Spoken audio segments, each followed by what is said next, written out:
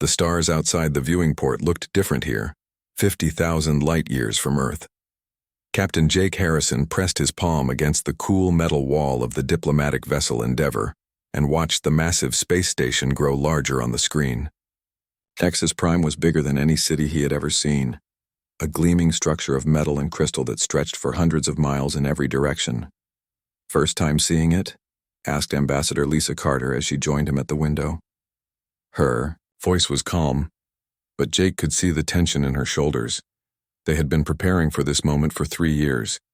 "Hard to believe something that big can just float in space," Jake said. He had been to dozens of worlds in his 20 years as a captain, but the Council's main station still took his breath away. Lisa smiled, but it did not reach her eyes. "Wait until you see the inside. The Council chamber alone is the size of a football stadium." She straightened her formal blue uniform and checked her reflection in the dark window. "How do I look?" "Like someone who belongs at that table," Jake said honestly. Lisa Carter was one of Earth's best diplomats. If anyone could convince the Council to finally accept humanity as members, it would be her. The docking process took 2 hours. Nexus Prime was so large it had its own traffic control system, with thousands of ships coming and going every day. Jake watched alien vessels he could not identify slide past their windows. Some looked like organic creatures swimming through space, while others were perfect geometric shapes that seemed to bend light around them. When they finally docked, a group of Council attendants met them at the airlock. The beings looked almost human except for their pale blue skin and the fact that they were nearly 8 feet tall. They wore simple white robes and spoke in voices that sounded like music. "Welcome to Nexus Prime," one of them said, bowing slightly. "The Council is ready to receive your delegation." Jake and Lisa followed the attendants through corridors that seemed to go on forever. The walls were made of some kind of crystal that glowed with soft light, and Jake could see other alien beings walking or floating past them. Some had tentacles instead of arms, others looked like walking trees, and a few were just balls of light that hovered above the floor. "Remember," Lisa whispered as they walked, "we are here as equals. We have just as much right to be in this galaxy as any of them." The Council chamber was even more impressive than Lisa had described.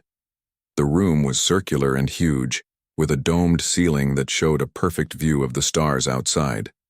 In the center sat a table made of what looked like living crystal that pulsed with rainbow colors. Around it sat 12 beings, each one representing a different alien species. Jake recognized most of them from the briefing files. The Zephyrians looked like giant butterflies with wings that seemed to be made of glass. The Chronari were massive, rock creatures that barely fit in their chairs. The Luminari were beings of pure energy that flickered like flames. At the head of the table sat Chancellor Vextar of the Hegemony, a snake-like being whose species had ruled the Council for thousands of years. "Humans of Earth," Chancellor Vextar said in a voice that sounded like wind through dry leaves. "You may approach." Lisa walked forward with her head held high. Jake stayed a few steps behind, along with the other members of their small team. The chamber was so quiet he could hear his own heartbeat. "Honored Council," Lisa began, her voice carrying clearly through the vast room. "I come before you today to request membership for humanity in this great alliance of worlds."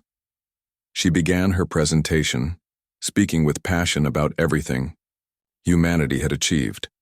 She talked about their rapid growth from a single world to colonies on 50 planets.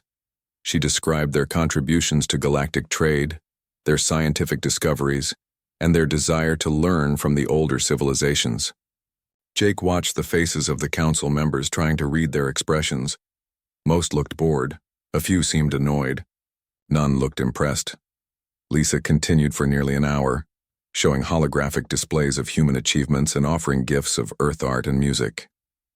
When she finished, the chamber fell silent for a long moment. Chancellor Vextar was the first to speak. "Your presentation was adequate. However, the Council must decline your request for membership." The words hit Jake like a physical blow. He had expected this might happen, but hearing it still hurt. "May I ask why?" Lisa asked, her voice steady, despite what must have been crushing disappointment. "Your species is too young. said Counselor. Jelkar of the Andromedans, a tall being with 4 eyes and skin like silver metal. You have existed for less than 1,000,000 years. Many of us have been traveling the stars since before your son was born. You are also too aggressive, added another council member, one of the tree-like beings called the Sylvani. Your history is filled with wars and violence. Such behavior has no place in a civilized galaxy. And most importantly, Chancellor, Vextar continued, you are unpredictable. Your species makes decisions based on emotion rather than logic. This makes you dangerous to work with. Jake felt anger building in his chest, but he kept his face calm. These beings were talking about humanity like they were children who needed to be taught how to behave. We understand your concerns, Lisa said carefully, but surely our recent actions show that we have grown beyond our violent past. We have maintained peace with all species we have encountered. We have followed all galactic laws and regulations. Counselor, Jelkar leaned forward, his 4 eyes focusing on Lisa with what looked like pity. Your species shows promise, young human, but you must understand your place in the greater order of things. There are civilizations here that have mastered the secrets of the universe while your ancestors were still living in caves. The condescension in his voice made Jake's hands clench into fists. Perhaps in another 1,000 years, the counselor continued, when you have learned proper humility and respect for your betters, we might consider your request again. Until then, you should focus on learning how to be good citizens of the galaxy. The dismissal was clear. Council attendants appeared as if from nowhere, ready to escort the human delegation out. Lisa stood perfectly still for a moment, and Jake could see her jaw tighten. Thank you for your time, she said finally, her voice giving away nothing of what she was feeling. As they walked back through the crystal corridors, Jake stayed quiet. He could feel the rage building inside him, but he knew this was not the place to let it show. Other aliens they passed looked at them with expressions that might have been sympathy or might have been amusement. Back on the Endeavor, Lisa stood, at the same viewing port where they had started, watching Nexus Prime shrink behind them as they pulled away. Jake joined her there, unsure what to say. They want us to learn our place, Lisa said quietly, her reflection staring back at them from the dark window. Her voice was calm, but Jake could see the fire in her eyes. They think we should be grateful for whatever scraps they throw us. She turned away from the window and looked directly at Jake. Well, Captain, I think it's time we showed them exactly where our place is. Jake smiled for the first time since they had left the council chamber. What did you have in mind, Ambassador? If they won't give us a chair at their table, Lisa said, then we'll build our own table, and we'll make it so much better that everyone will want to sit with us instead. 6 months after the rejection at Nexus Prime, Director Ben Rodriguez stood at the window of Luna Base watching Earth turn slowly below them. The blue and white marble looked peaceful from here, but Ben knew that appearances could be deceiving. Down on that world and on 50 colony planets scattered across human space, people were angry. The news of the Council's dismissal had spread quickly. Protests filled the streets of every major city. People demanded action, not the patient waiting that diplomats usually recommended. They were tired of being treated like children by aliens who thought age made them superior. They're all here, said his assistant, pointing to the conference room behind them. Ben nodded and turned away from the window. Today would change everything, one way or another. The conference room was packed with the most important people in human space. Military leaders, scientists, explorers, and intelligence officers sat around a long table made of polished steel. Ben recognized most of them, but a few were new faces he had called in specifically for this meeting. Ladies and gentlemen, Ben began, we all know why we're here. The Council has made it clear they will never accept us as equals. The question is what we do about it. Captain Jake Harrison sat near the front, still wearing his diplomatic uniform from the mission to Nexus Prime. We could try again in a few years, he suggested, though his voice made it clear he did not believe this was a good idea. And get the same answer, said General Rick Barnes, Earth's top military strategist. He was a big man with gray hair and scars from the border wars of his youth. They've rejected us 4 times now. Each time they tell us to wait, to learn our place, to be grateful for whatever they give us. Dr. Amy Foster leaned forward from her seat at the side of the table. She was Earth's leading expert on alien life, and Ben had specifically asked her to be here today. Actually, I think we've been looking at this problem the wrong way, she said. All eyes turned to her. Amy was quiet most of the time, but when she spoke, people listened.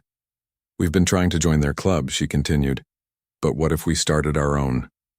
Explain, Ben said. Amy stood up and activated the holographic display in the center of the table. Images of different alien species appeared in the air above them. For the past 2 years, I've been studying what I call the Forgotten Peoples. These are dozens of species that exist in our galaxy, but are not part of the Council. The first image showed beings that looked like dolphins but with arms and legs. The Kythera, Amy said. Master traders who have been around for 50,000 years. The Council rejected them because they said trade was beneath the dignity of advanced civilizations. The next image showed plant-like creatures working on a world covered in green forests. The Verdani. They can transform dead planets into garden worlds in just a few decades. The Council called their work ecosystem manipulation and banned them from membership. More images followed. The Nexari, who had enhanced themselves with cybernetic implants that made them incredibly intelligent. The Solari, warrior poets whose honor codes did not fit with Council bureaucracy. The Zelthari, artists whose music could be heard across space itself. Each of these species has something amazing to offer, Amy said, and each of them has been rejected by the Council for reasons that sound suspiciously like the ones they gave us. Captain Steve Mitchell raised his hand. He commanded one of Earth's exploration ships and had been to more alien worlds than almost anyone. I've met some of these people in my travels. They're not happy with how the Council treats them. What do you mean? Asked Commander Kate Sullivan, head of Earth's intelligence service. Steve activated his own section of the display, showing trade records and communication intercepts. The Council charges high taxes on any world that wants to trade with them.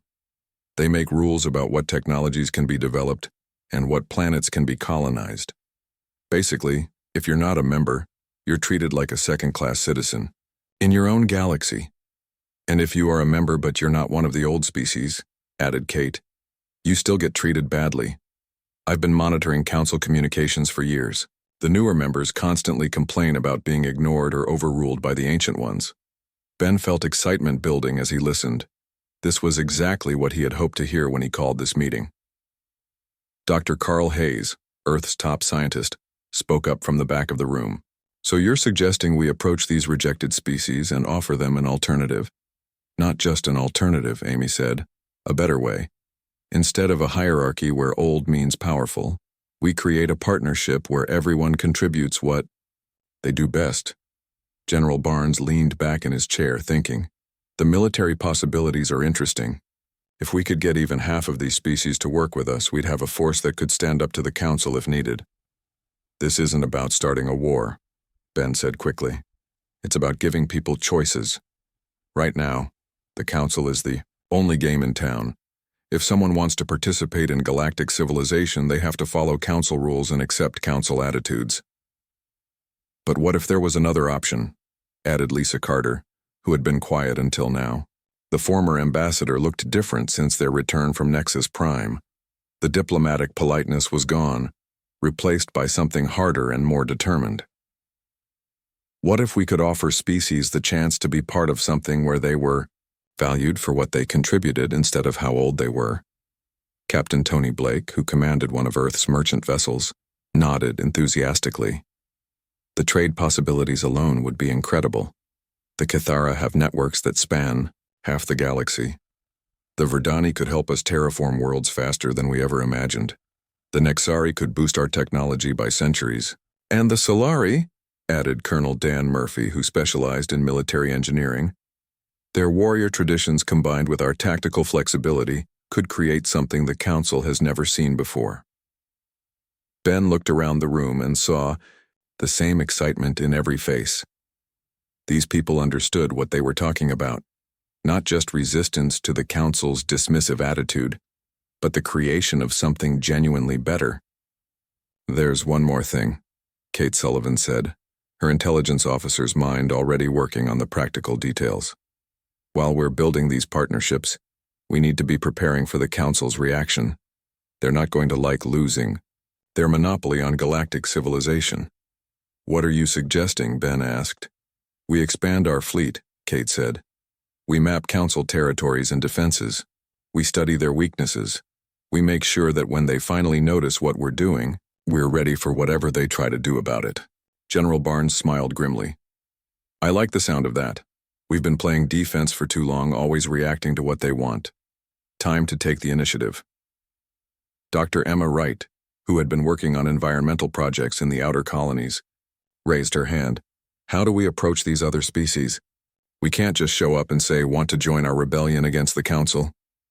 Lisa Carter stood up and everyone turned to look at her. "We approach them the same way we wanted the Council to approach us, as equals. We offer partnerships, not membership in some new hierarchy. We prove that we respect what they can do instead of just talking about it." "The Terran Initiative," Ben said suddenly. The name had just come to him, but it felt right. "That's what we call this project, not the Human Empire or the Earth Alliance. Something that shows we're serious about working with others." "When do we start?"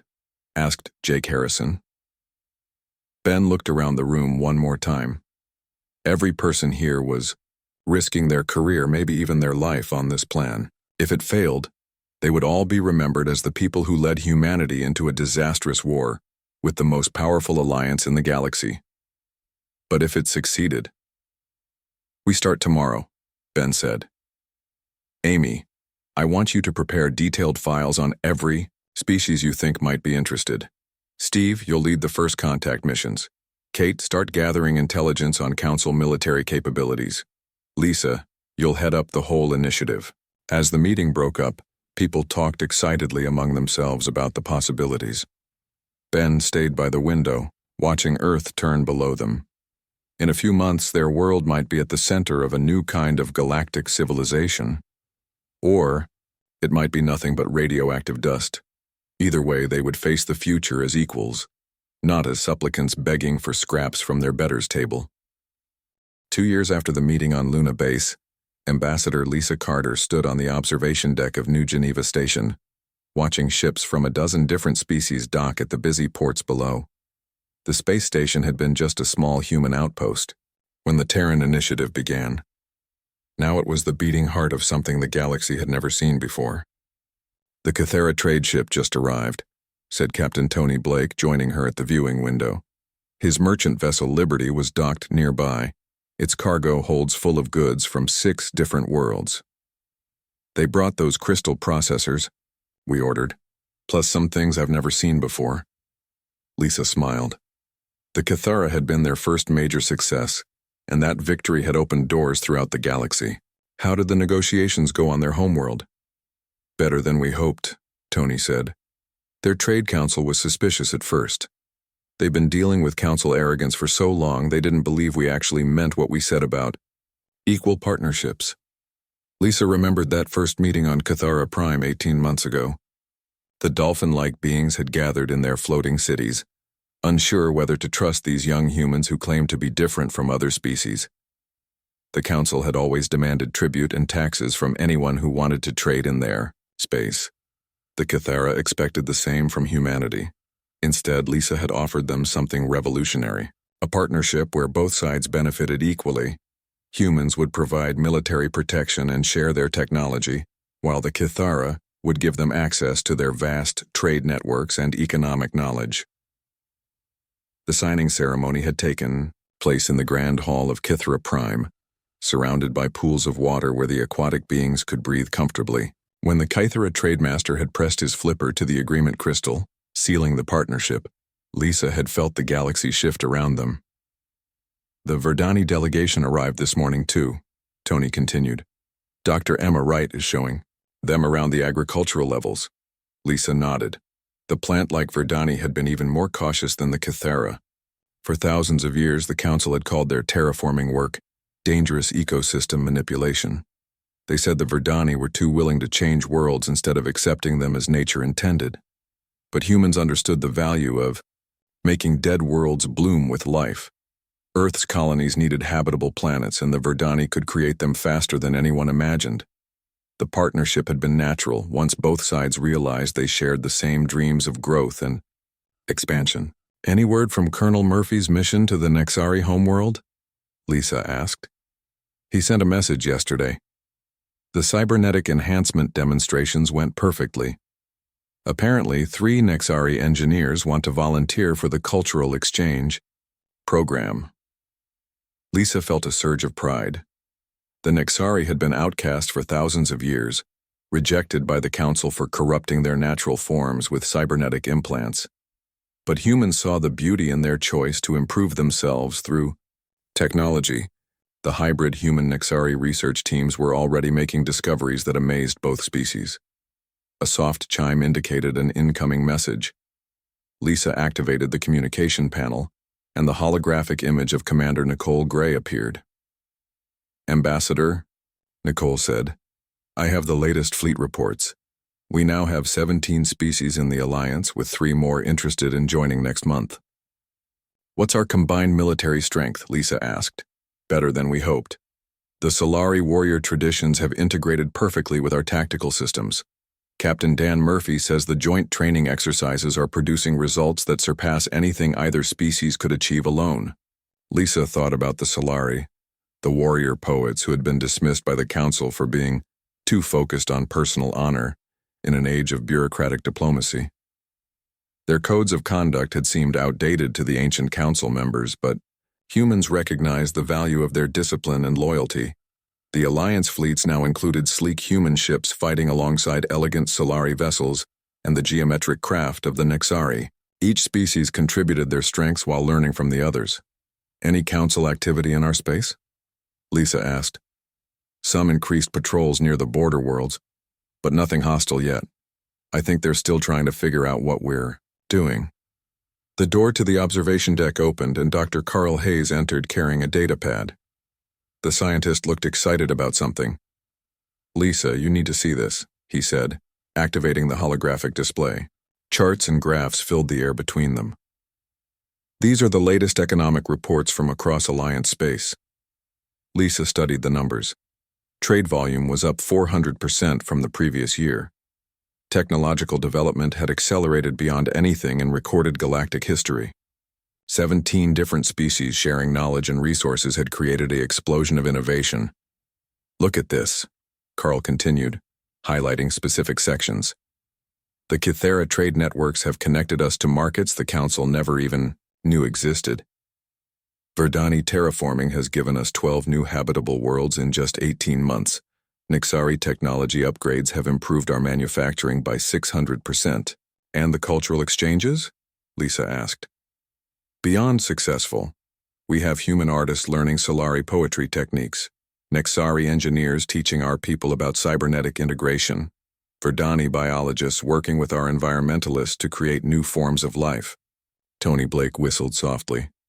No wonder the Council is getting nervous. We're growing faster than they ever did. It's more than just growth, Lisa said, watching a group of mixed species technicians work together on the station below. We're proving that their whole system is wrong. They believe age creates wisdom and hierarchy creates order. We're showing that cooperation creates strength. The communication panel chimed again. This time the image that appeared was Commander Kate Sullivan calling from Earth. Lisa, we have a situation. A Council diplomatic ship just entered our space. They're requesting permission to dock at New Geneva. Lisa felt her heart speed up. She had known this moment would come eventually. The Alliance had grown too large and too successful for the Council to ignore anymore. Who's aboard the ship? She asked. Counselor Zelkar of the Andromedans, the same one who told us to learn our place 2 years ago. Lisa looked out at the bustling station below. Beings from 17 different species worked together as equals, creating something beautiful and powerful. They had learned their place, all right. They had learned that their place was wherever they chose to make it. Grant them docking permission, she said. But make sure they dock at the diplomatic level, not the main port. I want them to see exactly what we've built here. You think they're here to negotiate? Tony asked. Maybe. Or maybe they're here to demand we stop what we're doing. Lisa straightened her Alliance uniform, the blue and silver design that represented all 17 member species. Either way, it's time they learned that we're not the same humans who begged for a seat at their table. An hour later, Lisa stood in the Alliance chambers waiting for her guests. The room was circular like the council chamber, but different in every important way. Instead of a fixed crystal table with permanent seats, the Alliance used a flexible arrangement that could accommodate any number of species. Everyone sat at the same level. No one species dominated the others. When Counselor Zelkar entered, his 4 eyes widened in surprise. He had clearly expected to find a crude human outpost, not a gleaming center of interspecies cooperation. Counselor, Lisa said, gesturing to a chair designed for his species. Welcome to New Geneva. I believe you wanted to speak with us about learning our place. The Andromedan sat down slowly, his silver skin reflecting the lights from the chamber walls. Around the room, representatives from the Alliance species took their seats. Kithara, Verdani, Nexari, Solari, and 13 others. All equal, all united. Ambassador Carter, Jelkar said finally. It seems you have been quite busy since we last met. The message from Chancellor Vextar arrived at New Geneva on a Tuesday morning, delivered by a Council war fleet that appeared at the edge of Alliance space like a storm cloud. President Laura Johnson, who had been elected leader of the Alliance just 6 months earlier, read the ultimatum in the same chambers where 17 species had learned to work as equals. The Galactic Council demands the immediate dissolution of your illegal alliance, she read aloud to the assembled representatives. All member species must return to their proper positions in the galactic order. The leaders of this rebellion will be transported to Nexus Prime for judgment. The chamber fell silent. Around the circular room, beings from 17 different worlds looked at each other with a mixture of anger and determination. They had built something beautiful together, something that proved cooperation was stronger than domination. Now, the Council wanted to destroy it. Trademaster Kyltha of the Kithara was the first to speak, his dolphin-like voice carrying clearly through the water-filled communication system. They call us illegal, but what law did we break? The law that says only old species can make decisions? We have fought for our freedom before, added war leader Zondar of the Solari, his hand resting on the ceremonial sword at his side. We will not bow to those who see honor as weakness. President Johnson stood at the center of the room, her Alliance uniform reflecting the light from 17 different worlds. She had been a colony administrator before the Alliance, someone who knew how to make difficult decisions. Now she faced the biggest decision in galactic history. Chancellor Vextar is waiting for our answer, she said. His fleet has enough firepower to destroy this station and probably half our worlds. What he doesn't know is whether we're willing to fight. Admiral Jake Harrison, who had been promoted to head of Alliance military forces, activated the tactical display. The hologram showed the Council fleet positioned just outside their space. Hundreds of ships, some as large as cities, armed with weapons that could crack planets. Our combined fleet is smaller, Jake admitted. But we have advantages. They don't expect. 17 different species means 17 different ways of thinking about combat. The Solari know tactics the Council has never seen. The Nexari have weapons technology that's decades ahead of theirs. The Verdani can use their knowledge of planetary systems to outmaneuver them. And we have something else they don't, added Dr. Rachel Stone, who had spent the last year developing secret projects across Alliance space. We've been preparing for this day. She activated her own section of the display, showing a network of devices hidden on worlds throughout the galaxy. Not weapons, she explained as the Council representatives leaned forward to study the images. Transmitters, broadcasting stations that can reach every inhabited world in known space. What are you going to broadcast? Asked Chief Engineer, next of all of the Nexari, his cybernetic eye glowing with interest. The truth, President Johnson said. For thousands of years, the Council has controlled information. They decide what species learn about each other, what technologies are shared, What possibilities exist? Most worlds don't even know there are alternatives to council rule. Lisa Carter, now serving as Alliance Secretary of Foreign Affairs, activated the communication system. We're going to tell every species in the galaxy that they have a choice. They can continue accepting council hierarchy, or they can join something better. The plan was ambitious beyond anything the galaxy had ever seen. While the Alliance fleet engaged the council forces in battle, the hidden transmitters would activate simultaneously across hundreds of worlds. The message would be simple but revolutionary. You don't have to live under someone else's rules anymore. 3 days later, the battle began. Admiral Pete Collins led the Alliance fleet from the bridge of the New Horizon, humanity's newest flagship. Around him, ships from 17 species moved in formations that no military academy had ever taught. Kithara vessels darted between enemy lines like schools of fish, while Solari warriors charged forward with their traditional battle cries echoing across communication channels. The Council had expected to face a ragtag group of rebels. Instead, they found themselves fighting a unified force that seemed to anticipate their every move. When Council ships tried to use their superior firepower, Nixari fighters slipped through their defenses with technology that bent light itself. When they attempted flanking maneuvers, Verdani captains used their knowledge of gravitational fields to trap them in impossible positions. But the real battle was not happening in space. It was happening on worlds across the galaxy. As Dr. Stone's transmitters began broadcasting their message to every inhabited planet. People of the galaxy, Lisa Carter's voice carried to 1 billion worlds at once. You have been told that hierarchy creates order, that age creates wisdom, that some species are naturally superior to others. We are here to tell you that this is a lie. On Nexus Prime, Chancellor Vextar watched his communication boards light up with reports of unrest from across Council space. Worlds that had accepted Council rule for millennia were suddenly questioning why they needed permission to trade with their neighbors or develop new technologies. The broadcast continued for hours, showing images of Alliance worlds where different species worked together as equals. It displayed the scientific breakthroughs, the cultural exchanges, the economic prosperity that came from cooperation instead of domination. You have a choice, the message concluded.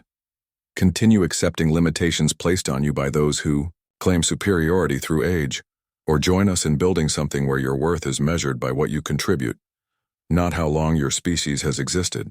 The response was immediate and overwhelming. Uprisings began on dozens of Council worlds. Species that had been suppressed for centuries suddenly found the courage to demand equality.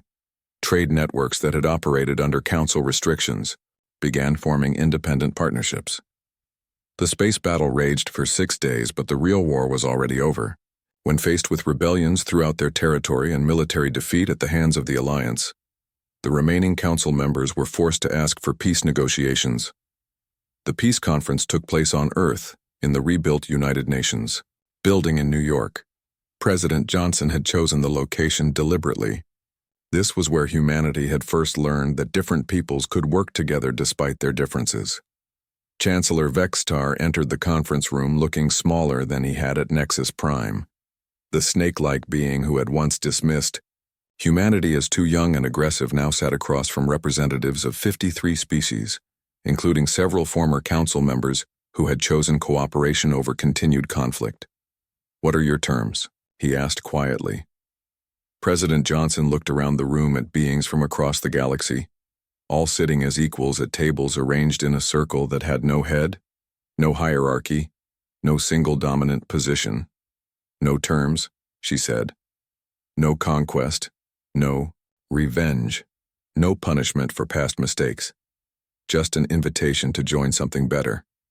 The Galactic Assembly is open to any species that believes in equality and cooperation. Even us? Asked Counselor Jelkar, his 4 eyes showing something. That might have been hope. Especially you, Lisa Carter answered. You taught us an important lesson when you told us to learn our place.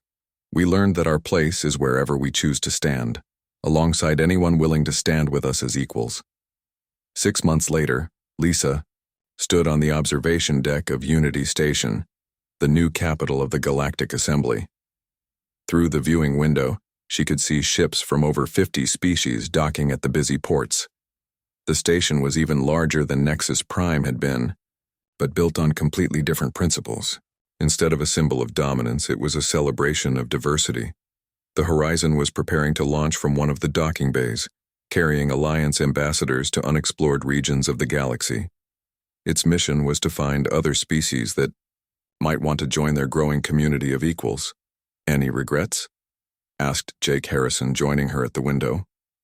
Lisa smiled, remembering the day they had been denied a seat at the council's table, only that it took us so long to realize we didn't need their permission to build something better. The age of hierarchical dominance was over. The age of cooperative exploration had begun. And it all started because they had been denied a chair at someone else's table. Instead, they had built their own table big enough for everyone.